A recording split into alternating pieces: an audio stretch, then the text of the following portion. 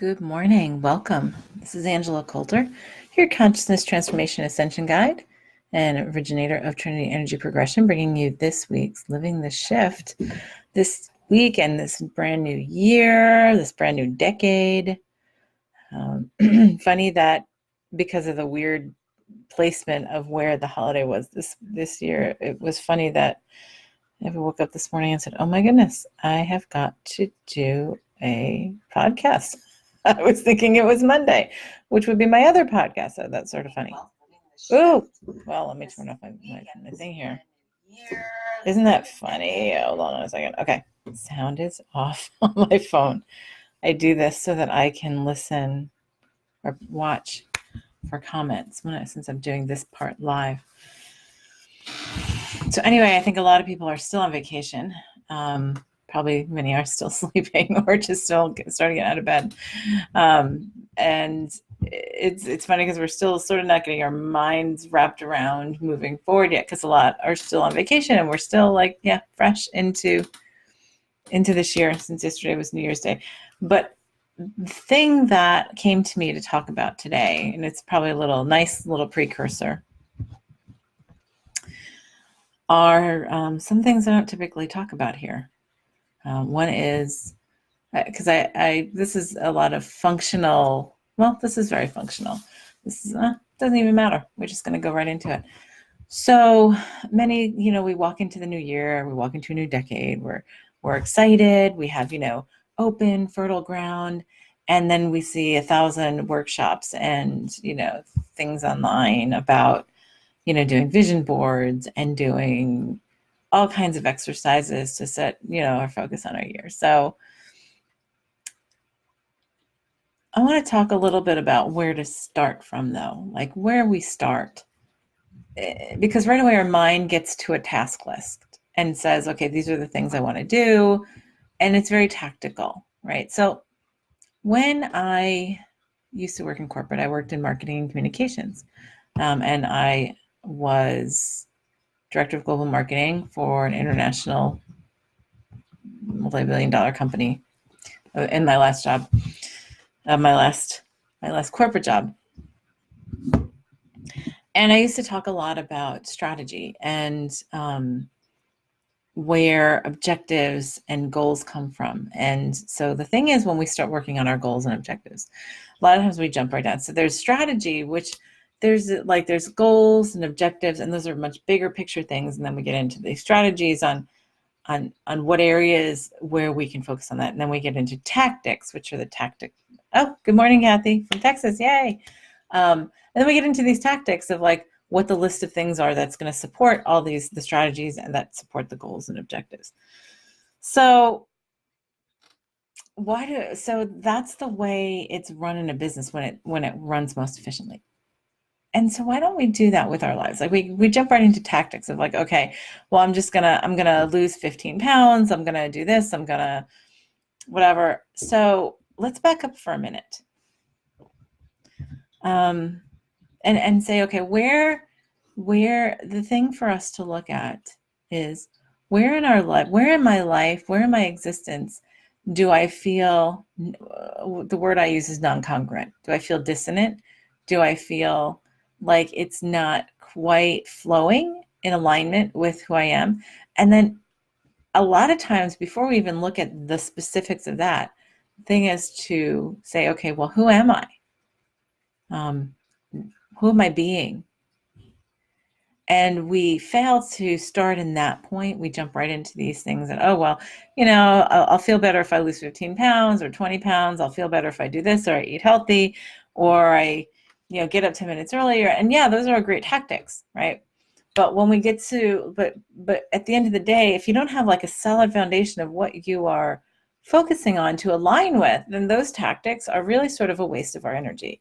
Because what we'll do is we'll do them for a week or 2 weeks or a month, and then it'll just sort of fall into the backlog and be oh, it's uncomfortable, it's da da da da da, and then we just move back into our own old habits, right? So I want to talk for a minute about I've had a lot of reflection over the past week on what I called my grand awakening, which was 10 years ago, was in 2009, the week of Thanksgiving. And I had no, excuse me, I had no ND, no, I had no near death experience. I had no I had no traumatic thing happen in my life. I literally woke up one morning and it was like every partition that I had in my consciousness had fallen away, and I could understand the universe. I remembered all these kind of things. I could see all these dots connecting that I never even like was conscious of existing. And I used to say that's when I woke up.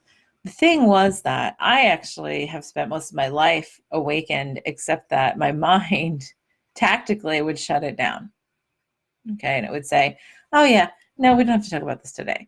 Or we don't have to look at this right now. Or, oh, this is just a dog and pony show. Oh, this is fun, but it's not really, I had, those who passed over visiting me for years. I had premonitory dreams for years. I had empathic to intuition that was very open and easy for so long, and so many insights from bigger pictures, so many understandings, and I just put them in a box. So people come to me all the time and they're like, well, I wish I could be like you. I wish I could, have that kind of kind of conscious. And I'm like, well, so it's our choice, right? So our choices are, and I look back and I think, well, I had set it up for myself that at some point I get there is a connection back to what we're talking about. But anyway, I just totally lost what I was saying too. Oh yeah. So I say that it took me till then, 10 years ago, to have my grand awakening, but I had set up for myself so that my higher self said, okay, so at this point, it's going to be sort of like your mass critical point of saying, yeah, no more ignoring it. Like, this is going to be your front and center. This is your front and center because this is who you're here to be. Okay. And yet I look at my whole life and I'm like, well, what if I would have just embraced it and put the other stuff aside that I was distracted with from my ego earlier on, to say, oh, well, this is really what allows me to embody my passion and joy and magic and all kinds of awesomeness. And I'm allowed to do that, and I'm worthy to do that, and all that kind of stuff.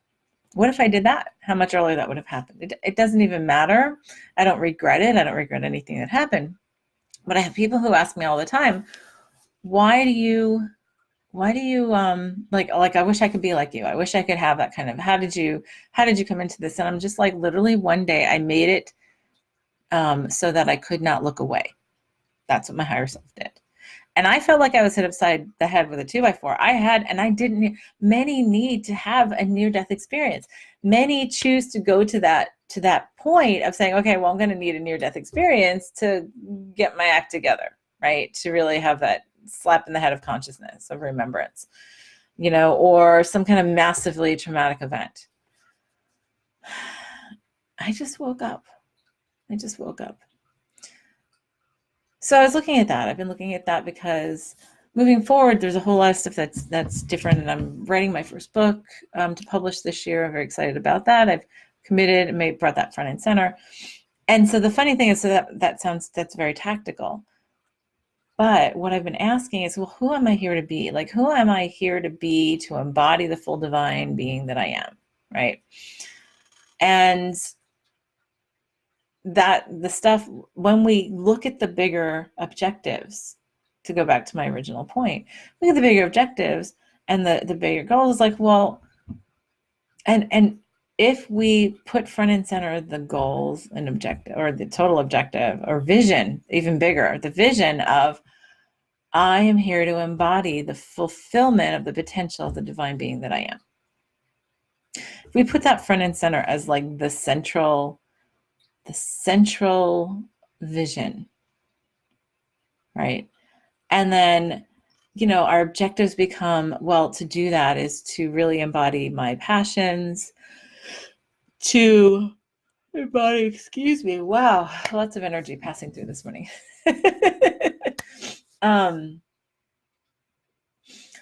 What is it like, that would help me to embody happiness? Because at the end of the day, what brings us into the embodiment of this is for us to be committed to our own, committed to the embodiment of our own passions and our own unconditional self-love, right? So it sort of comes around, and I know some people who know me are just going to roll their eyes because they're going to be like, oh, we always come back to self-love.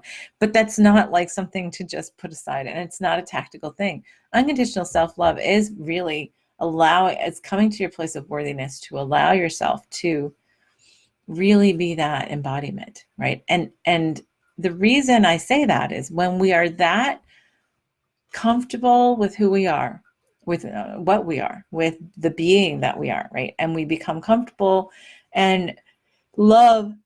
Oh, excuse me. We're passionate. I'm saying a lot of energy moving through this morning. All we can do when we can be in that space, all we can do is do from that being. Okay, and when we do from that being, then our priorities are all aligned with that big vision of being that fulfillment of the divine embodiment that we are, a fulfillment of what I call the full symphonic note that we came here to be. Because each one of us, the way I see it is each one of us, as we've created ourselves in separation in this multiverse, we've created it for these particular notes to fulfill the symphony that we are in wholeness. So really that's the vision, right? Is that realization. And then when we get to more objectives and goals as well, self-love, unconditional self-love, being that. And then all our stuff underneath that, the strategies, come to the things that we like to embody, the things that we like to do while embodied, right? That help us to express our joy and passion and love. And that can be anything. It doesn't have to be, people jump to service to God. How can I be service to others? And I'm just going to sacrifice myself and I'm going to martyr myself. And that takes you right away from that vision. It takes you right away from, like, we think because we have made it egotistical to be serving other people. We have made it, and some people might, scoff at me saying that, but it's true. Like, we go around and many walk around. Kathy, I'll get to that in a minute. That's a good question. We are not looking at the bigger picture of that self-love, because the self-love thing, if we are taking our focus away from self-love, then what we're doing is we're putting it outside of us, that we need to earn our love, that we need to earn love, that we need to earn ourselves to be valuable and loved.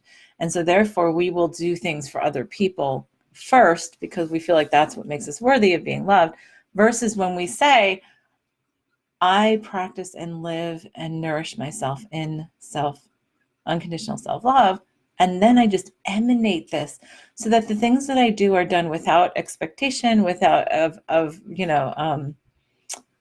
it coming back to us, without the expectation that somebody's going to do something in return. Reciprocation, I couldn't think of the word for a moment. So Kathy says, I practice self-love, but I'm having problems being consistent and motivated. Any thoughts? That's the first. Thank you, Kathy, because actually sort of leads me right into the next part, which is that the first part is looking at this, right? Looking at this, and I'll tell you why that's really important in a minute. Because everybody will say, oh, self-love. A lot of people, it's really funny. They'll just like roll their eyes, or they'll be like, yeah, okay. And I checked it off my list on Sunday, right? But yet we still have physical problems. We still have illnesses and ailments and injuries and challenging things that challenge us in our lives, like relationship, like challenge us in terms of way that we feel like we're limited via our relationships and jobs and all that kind of stuff. So if we have all that, guess what? Those are messages that we are not nourishing and sitting in that self-love for ourselves 100%. And guess what? I think that's our biggest goal here, is to remember that self-love while we're embodied in separation. That's what it feels like. And that's sort of like we're on this accelerated path to remember doing that. So Kathy asked about how to be consistent. The thing is to really put that front and center as like, I would put that as the highest thing, goal over any tactical stuff, right? Because, and if you just say, how do I practice? Like, what if you just put a Post-it note on your computer or on your mirror every morning and say, how do I practice self-love today, right? So there's a class I teach, Trinity 1. It's part of the Trinity practice, but it's the self practice class. It's this really, really opening up your inner guidance, your inner vision, and it starts in practicing and living unconditional self-love, right? So I'll give you a couple of the exercises. This is by no means even close to the biggest part of the class, but these are some exercises that we give the students all the time. And we start from here, like before we even get into the intuitive stuff, before we even get into the visioning and the shifting or healing or creating, the first step is the habit of self-love, which is really weird to say, right? People say the habit, right? So, and these sound really, really kindergarten, but you know what? We don't do this stuff. So here's a freebie for today for anybody who watches this. Do you get up in the morning? Do you look in the mirror? Can you stand naked in the mirror and look at yourself and honestly just look in your eyes and say, I love you? Have you tried it? Right? This is a really simple exercise. And I test this with everybody that I teach Trinity 1, 2, Trinity practitioner classes and whatever. This is the first thing, okay? Every day, at least once a day, look in the mirror, look in your eyes and say, I love you. And you might have to fake it till you make it. But here's the thing. You have these other exercises, these are other tactics to support the bigger objectives, right? The bigger goals. Every morning, look in the mirror, in your eyes, butt naked, after you take a shower or a bath or in the evening, like whenever you do that, right? So stand in the mirror and look and say, I love you. Find things to love about yourself instead of criticizing, okay? And then the second thing is every day in a journal or just a notebook or whatever, write down one thing that's awesome about you. And yes, is that sort of egoic? It can be, but it leads to changing a habit that's really deeply ingrained, okay? The third thing is, I mean, it's sort of egoic because you're going to say, oh, well, I love my eyes, I love my hair, but it's like, it's not, because you're not saying, oh, I love it more than any, like I think my hair is better than everybody else's. It's just saying, no, I love my hair, I love my eyes, I love this, I love my smile, I love my sense of being, I love my, yeah, I love the way my eye twitches when I do this. Like you can think of like all kinds of things, right? Every day, one thing that's awesome about you that nobody else has to see this. It's just about you, right? And then there's this whole practice of going through for a couple of weeks and really noting, like taking literally a little hand notebook and noticing in your thoughts and words anything that you say or think that is critical, okay? This is really paramount because when we start to be, many times, well, actually almost every time I teach the class that I'm talking about, after the first week of doing these exercises, inevitably, these are two things that happen. At least one person in the class will say to me, I didn't realize how critical I was, not only of other people, but really myself. When I started noting every time I caught myself criticizing myself, like, oh, I wish I had this more, or, oh, I look sort of dumpy in this, or, oh, blah, blah, or self-deprecating or things, it's really interesting. People, once you start to consciously make it a habit to note that about yourself, how much you're conscious about it, right? So that's really important. And then the class goes on to teach you how to get past that, what to do about that and how to change it. But part of it is actually just being conscious of it, because when we're conscious of it, like a really simple way of looking at it is saying, okay, but how do I change that to love? There's just a simple little exercise, and this is very different than what we do in the class, but this is just something that's coming to me to say, okay, so I have this, like, all right, I have this criticism of myself, right? What if I didn't? Like, what if I accepted that and loved that for myself? And that's where meditation comes in, right? So there's meditations we can do. I have a free meditation on my website that I can post afterward that I've used for years. People use it and they love it. People don't even like take any of my classes or whatever. It's great. It's free. It's like 10 minutes, and it's a great start to the day. And here's the thing, it's a tactic, it's a strategy, because when we set that goal of practicing unconditional self-love and habituating ourselves, the habits underneath are what need to follow. So if we say, I'm going to practice self-love, we do something once and then say, okay, that's it, and check it off the list. That's not going to change the habits, and you're going to fall right back into the same place. So it's really looking at the habits and changing them and finding ways to do them differently. And to, instead of talk to yourself negatively, what can you say about yourself that's awesome? Which is why we do the exercise of what's this awesome thing. Make it 5 awesome things about yourself every day, or things that you really like about yourself every day. And then, the other funniest thing is, that's only a couple of the exercises that I give the class. And then inevitably, almost every week, I'll have somebody saying, well, I could do everything else, but I couldn't do the standing in front of the mirror to say I love you thing. That's really indicative of how deeply ingrained these habits of not loving ourselves go. And I'll tell you why this is important, right? So we went really down deep into the nitty gritty, because just wanted to show you this example. It all comes from where we are with ourselves, how our lives are, how our surroundings are, how our abundance and prosperity is, how our bodies are, how our experiences are with other people. All comes down to where we are with ourselves. And if we don't make that priority of being that, like, if we all, how about this? I don't like to do things in a negative.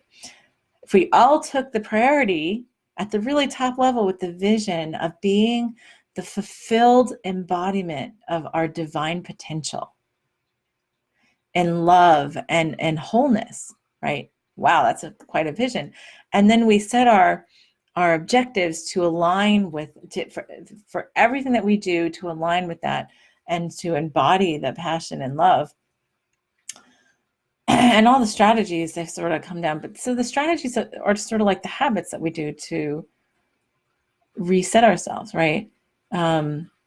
It's like when we start to work out, right? Or we start to do different things, and it's like, well, here's my thing about anything like that, right? So you want to lose 10 pounds, you want to lose 20 pounds, whatever. You want to start working out, you want to be more active. Doesn't even matter what the motivation is. It comes back to find something you love to do that's active, and then incorporate that into your self-love routine, because you deserve to be active in the ways that you love to be. Now, some people say, oh, I just don't like to do anything. It's like, well, that's some mindset to change too. But there's something for everyone, right? And when we do things with the motivation from really higher levels, really the vision level, and then the objectives and goals, and then the strategies and the tactics, if we stay with the vision and we look at everything we plan to do and say, oh, hi, Gloria, does that align with my vision? Does that align with my goals and objectives? Or is this just something that's going to, is it something that is going to give me externalization? So when people say, I want to lose this weight, right? I say to them, okay, so why? Well, because, I'm heavier than I've ever been. I've been da-da-da. I feel bad about myself. And so I'm like, okay, so the thing to start with first and foremost is to love yourself. Again, it goes back to the love yourself. Focus on changing the habits of loving yourself and saying, you know what? I am this beautiful, perfect embodiment of where I am right now. And I'm thankful and grateful to that. And I'm thankful and grateful to my body. and to my higher self and to what I've manifested. When you start changing the habits of, instead of criticizing and looking in the mirror and saying, oh my God, I look so fat, I look so dumpy, my body looks so lame, blah, blah, blah. When we stop doing that, then we start saying instead, I love you unconditionally. Look at how beautiful you are. Look at the beautiful things and awesome things about you. Look at me, or me, right? Look at what I've created to have this experience in this body and how beautifully divine and perfect that is. See the energy, how it changes so quickly. Well, then everything you do is say, okay, well, I am going to focus on what it feels like to be that divine embodiment. I'm going to focus on what it feels like to be that unconditional self-love, because when I do that, everything I do is affected, right? That gets down into tactics. Then you get into, eating better. Then you will find something that you're active in that you love to do. So here's the thing. I have been athletic since I was as far back as I can remember. And I always did all these different things. I did dance, I did all kinds of like aerobic activity, I did sports, all kinds of stuff. I will tell you, honestly, that I do not like the gym. I just don't. And I've had gym memberships. I've had personal trainers and all that kind of stuff.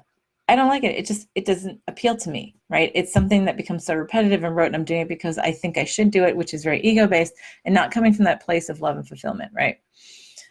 So to me, it becomes a chore, which is what happens with most people. When it becomes a chore, we then just knock things off our chore list and say, I'll just do it tomorrow. But I found this passion years ago for martial arts. And my husband and I started when our kids were younger. And I think my youngest was 6 and my oldest was 8. And we were in Taekwondo for a long time, 7 years. At the same time, we took Hapkido, which awakened some really cool interests and stuff. And you want to talk about good workouts. I'm just saying, martial arts is it. But, and then we stopped and we took a break, and I found I really missed it. I tried to go to the gym. It got boring. I couldn't really figure out running was so and then we went back almost 3 years ago now and we started Kung Fu, Shaolin Kung Fu, and love it.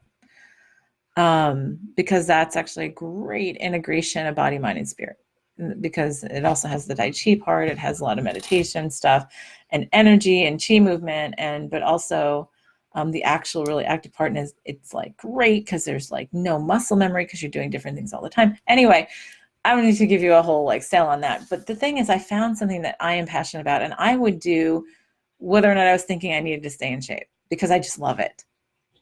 And that is what I deserve, because I love myself and I'm divine and I'm worth having an awesome time in everything I do. So if I allow myself that, I find one part of my life that I allowed to be awesome, right? Because back to the vision, the big vision of I am the fulfillment. Well, I'm the embodiment of the divine. How did I put it before? It was so beautiful before when it came out of my mouth. I am the embodiment, the divine embodiment of fulfillment in love and unconditional love. That's what I am, right? That's my vision of that's the fulfillment of the divine embodiment I came here to be, something like that. And when we really truly start to live that, and when we set the goals of, unconditional self-love, how I allow that to happen, right? Then we put it as a priority for unconditional self-love, and meditation is really paramount, because we've got to, it's time for us to shut down all this chatter, right? And I'll tell you in a minute how this gets to the biggest picture, right? Because everybody says, oh, well, blah, blah, and that sounds all nice and gushy and all that kind of stuff. I'll tell you what. So we align with that. We focus on the priority of unconditional self-love. And then what we start doing is everything in our life, if we set ourselves to align in our lives with the creation of I am aligning everything. I am putting harmonic resonance with everything in my life to align with unconditional self-love. And you let it go and see how it creates. And then you stop really getting too tactical because you're like, oh, well, like, oh, okay. Then you say, okay, well, how about if I did this? And you'll find things that sort of pop into your lap. Oh, what if I did this? I know my mother is a senior citizen. She teaches line dancing at Senior Citizen Center near us, and she loves it. She loves it, and it's great. It keeps her active. She loves it because the classes are always full, because people, like, it's a way to keep, and it is a great workout. So, like, there's many different things you can do that just don't mean going to the gym or running because you're supposed to, and that's what they say, and da-da-da.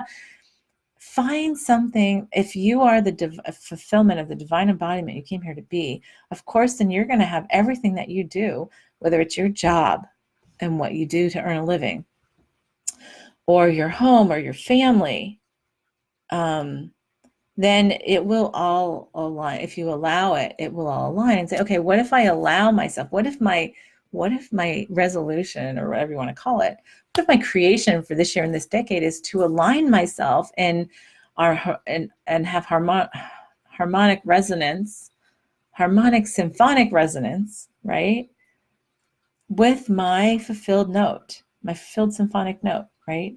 That fulfillment and realization of the divine embodiment I came here to be. And if I allowed everything and to focus on unconditional self-love, and if I allowed everything to be in harmonic resonance with that in my life, I will have an open mind and an open heart, and allow all possibilities for that to manifest. Wow, that's so powerful, because then it's so much easier than looking at all these little texts. Now, yeah, it's great to have these visions, but what's funny is when we align ourselves that way, then all of a sudden our priorities change. And that just becomes a natural thing. So when we look at the much bigger picture, because many people will say, okay, so how does it have to do with anything in the world, right? Like, okay, I'll be nice and happy and skip along and whatever. It makes a difference, because here's the thing, all the problems in the world have to do with the lack of unconditional self-love. Because if everybody just focused on that, you know what would happen? We would be done. We would be done with this whole Earth project. Everything would resolve. We would all have the entire instantaneous ascension that everybody wants to talk about or whatever. And we would just have a completely different existence. This isn't all of our consciousness, it's just a very small part of it, but it's part of a much bigger project in the multiverse. And it's time for us to really get this thing ramped up to the next version of it, right? So then, and so we have all this stuff running around about, oh, do this and do that and do this activation. The thing is, for us to really embody that and accept those, is to embody that the fulfillment of the divine embodiment we came here to be, right? To allow that. And where that comes back down to is that focus on unconditional self-love, and all the other stuff starts to align with it. Because when we do that, like I said, well, and funny, because here's the thing, what happens if you align yourself with that, and then you find something and allow yourself, because when we have that love for ourselves, of course I'm worthy of loving what I do and making money doing it. Of course I am. Why wouldn't I be? I am completely, infinitely worthy as I am right now. I don't have to prove myself by giving myself away and sacrificing myself and everything else and martyring myself to do that. I already am that. So when you start, and that's where that unconditional practice, unconditional self-love practice comes from. Because then what happens is, well, then of course I'm going to start doing stuff that I just love to do. Because of course I'm going to be awesome at that. And of course I'm going to get paid the most for that, because that's my embodiment. That's my realization. And when you do that, like say we all did that, well, then we'd all be doing what we love to do. There'd be no resentment about Mondays. There'd be no complaining about going to work. The word work would change its meaning, because people say to me all the time, well, and oh, it must be nice to love what you do so much. And I'm like, so why don't you? Right? And that's where it comes from. But that's the realignment. Instead of looking at this little task list this year of whatever, some list you want to make that you're going to throw in the garbage in a couple of weeks or a month, start with the vision of that realization, and then focus on unconditional self-love and look in the areas.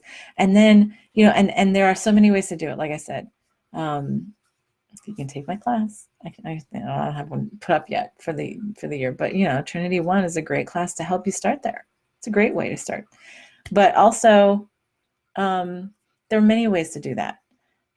But there are little exercises I talked about before. Start focusing on a line. Those are the tactics, right, to support that. And then commit yourself to say, okay, so when I come from a place of unconditional self-love and where I am right now, how can I embody this? What would it look like for me to embody this fully instead of going to that task list? And then saying, okay, well, then I trust that the universe, trust my higher self, the multiverse is going to just bring me what it is that I need to, what it is that I would utilize tactically and strategically to embody that here while I'm here. Had I known that at a much earlier age than 10 years ago, I probably would have had I know I would have just had a much different experience. It's perfect. Nothing is wrong. Nothing is, I didn't fail or anything else. There were lessons and things I wanted to learn to get here, right? And so there's no judgment about that. But the thing is, it's time for us to accelerate it. And what's happening for many people is because they don't prioritize that vision, or they don't prioritize even the objectives of that unconditional self-love or whatever. And it's not losing the weight that causes you to love yourself. You love yourself, and then your body will naturally adjust so much more easily, and you will be guided to the foods, and you'll be guided to the activities, and you'll be guided to the life that you're so much happier in, that it'll all naturally happen. And then you don't have to like make this task list of, oh, I have to, you know, make sure I eat, you know, my veggies and fruit and whatever every day, which of course you're going to do. But then what happens is it just starts to balance itself out, because your body's going to balance itself out. And you are naturally going to live a healthier, happier, much more aligned existence. And when we all do that, and we're all in jobs that we love, and we have lives that we love, and we're only in relationships that we love, and that we're only with people that we love in our alignment of unconditional self-love, then guess what? The whole world, everything just shakes out. What's happening though is because we're moving along, and collectively we agreed to move along to at a much more accelerated rate. We sort of hit this uptick in this exponential curve. Again, even more so, that when we, many right now have been getting hit over the past year, especially. I heard a lot of people say, oh, I'm so happy for this year to be done. I'm like, yeah, but the thing is, are you ready to change? To really address that. The thing is getting, oh my goodness, we've gone over, it's almost 37 minutes. The thing is to take this by the horns, because those who are not and continuing to ignore it will just have more and more bigger things happen till they become really critical, right? So you will have like the near-death experience, or you can have a big injury that's going to force you to stop doing the stuff that doesn't align with your higher self, with your divine purpose and embodiment, for the fulfillment of your embodiment. And then you'll be given multiple chances to step back. You set this up for yourself, right? So you can step back and look at it. And you can say, okay, all right, I got it. Now I'm just going to align myself here. And so show me what that looks like, right? That would make life so much easier. But the thing is, if we ignore it, it's just going to happen. And so in the short term, it might look pretty clunky for a lot of people in this world right now, because there's a lot of denial still going on. But the more we start to embrace this alignment within ourselves, the more things start to smooth out. And it starts here. It starts inside. It starts looking in the mirror and saying, I love you. Can you do that? So start off with that, and we'll take it somewhere else next week. Have a great one. Thanks for joining me. Happy New Year. Happy New Decade. This is Angela Coulter signing out with this week's Living the Shift. Have a good one.